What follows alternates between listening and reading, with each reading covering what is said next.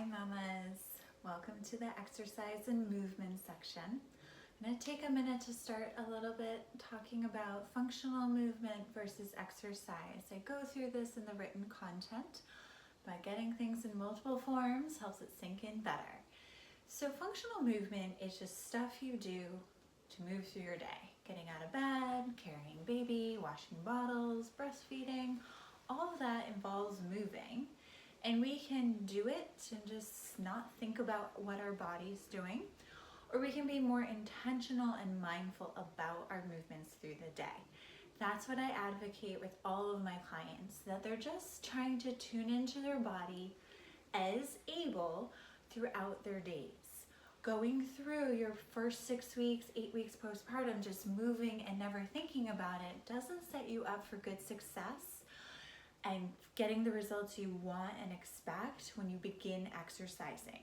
So beginning from even the first week, starting to move around your home when you are moving intentionally. So it's super simple, like we talked in the breath section, posture section, exhaling before you go, blow before you go. Or when you're washing dishes, instead of just sitting there doing the dishes, you're like, oh, my back's killing me right here. Let me stand up straight. Let me check where my hips are. And you just tune in. All of that is so valuable as you progress towards doing a more formal exercise routine. So exercise is wonderful. No, it's not recommended until you're cleared by your medical professional. But there is a very distinct difference between exercise and what that medical provider is clearing you for and this functional movement. Functional movement can also incorporate, some stretching or some movement that feels good in your day. And I think that is beautiful and can be very safely done before you're cleared for formal exercise. Formal exercise is when you start trying to return to your pre-pregnancy exercise routines or start a new exercise routine in postpartum. So my favorite recommendation here is just to start walking, and you can start a walking routine before you're cleared. I have a chart that spells out a very safe progression for most moms with a few precautions that starts from actually day one. Okay, and it takes you all the way through the 4th trimester. So check that out, take your time with it, listen to your body. Additionally, I think there are some wonderful online postpartum exercise programs. I have those resources in the written content. And lastly, I think mommy baby exercise groups are a great place to start. There's a lot of yoga studios that will do mom baby classes and some other community-based resources. So check them out in your local area. I think that's a great way to begin. Now, if you were a serious hardcore exerciser, loved your workouts pre-pregnancy and even through most of your pregnancy, if not all, there's no reason you can't return to that. However, I strongly advocate that you move very slowly into doing what you were doing before and are patient with your body.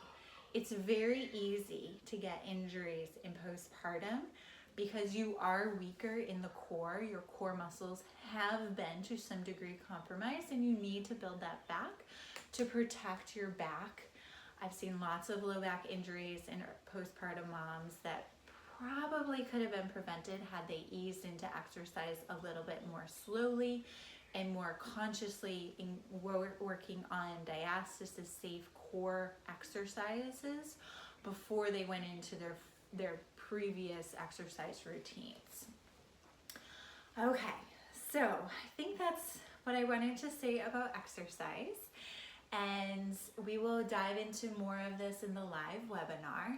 But now I want to give you a quick demonstration of 2 things that you can start from day 1, well, maybe not day 1 postpartum, but the breath for sure. Day 1 postpartum is the 360 breath. So the 360 breath is when you're breathing through all sides of your rib cage and your diaphragm.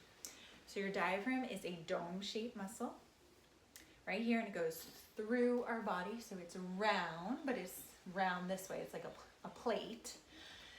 And it expands forward, back, left, right.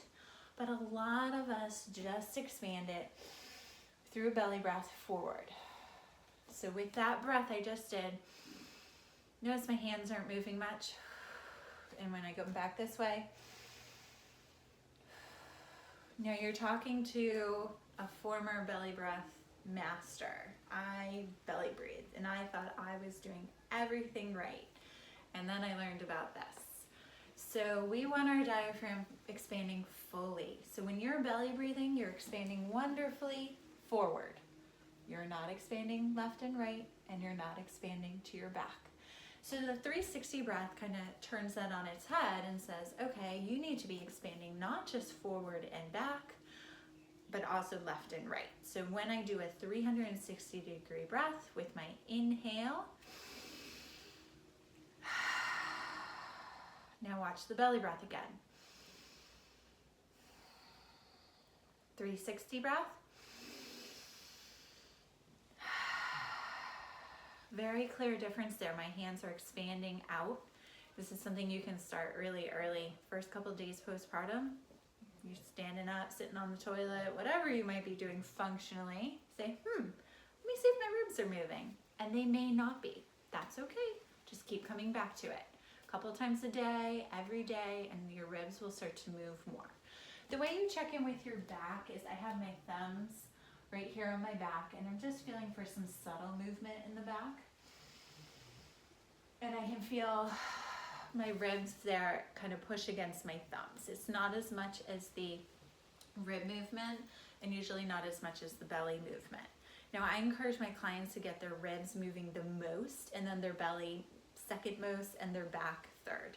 There's just not as mobile an area in your back, so you're not going to get as much movement. So that's the 360 breath. You can start that whenever you feel up to it. I encourage within the first couple of days. Next, I like my moms to start what I call an intuitive, kind of organic movement routine in the morning or at night. This can look however you want it to look. If you're someone who just loves to dance and move, do that. Spend 5 minutes dancing and moving. It's beautiful, it feels good, it's great for your body, and it gets all your joints moving. So basically the focus of this, and I'm gonna start as I'm talking, so I'm just doing some wrist circles here, is to get all your joints moving through all ranges of motion. So now I'm moving to my elbows. There is no right or wrong way to do this. It's all about movement. And now I'm gonna move my hips more back and forth and I'm gonna reach up, down, and back, and forward, and all around, wrap, and open. So there's no right or wrong way. And if you're more of a dancer, go for it. I was never a dancer. So, okay, and now I'm getting my spine. Okay. Forward, back, forward, and back. And I'm gonna do some more formal hip circles. I'm kind of moving from my hands through all my joints. I went through all my arms, getting my spine, and get my head into it. Ooh, nice little neck crack there.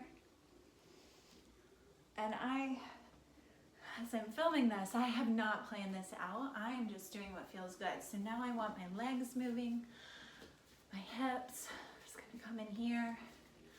I'm gonna try a little balance, and I'm gonna circle my ankle as I'm balancing. If you can't balance, it's okay. Hold on to something. Balance is a great way to start bringing that core back. You need some core stability to be able to balance. All right, now I'm feeling like I need some opening. So I'm just gonna go like this. Whatever you wanna call this, doesn't matter. And last one, not the last one, going back, kind of get that glute going. All right, and then my spine, where it's very tight. So I'm gonna reach up, and then I'm gonna bend all the way down, touch my toes, hang for a moment. I want you to be able to see this. I'm gonna kind of swing side to side, rolling back up. Now I'm gonna go lateral, ooh, open, and lateral, ooh, open. All right, and last thing, a little bit of twisting. Look over my my shoulder. And you can hear I'm breathing a little bit, getting my blood flowing. And that is an organic movement routine. The only requirement is that you're standing and you're trying to chip through all the joints in your body. Neck, shoulders, spine, elbows, wrist, fingers, hips, knees, ankles, and toes. All right, I hope you found that helpful. Again, as you ease into movement and exercise in postpartum, be patient. Don't hold really strong expectations for what it's going to look like. Let it evolve organically. Follow what feels good for your body and just stick with it. Coming back to movement and exercise in some way, shape, or form every day. So if you're not up for the exercise, keep it with your functional movement, but do it intentionally and mindfully, checking in with alignment and posture and breath. And everything will start to come together slowly in time. Again, as always, thank you so much for watching this, and send questions if you have any. Aloha.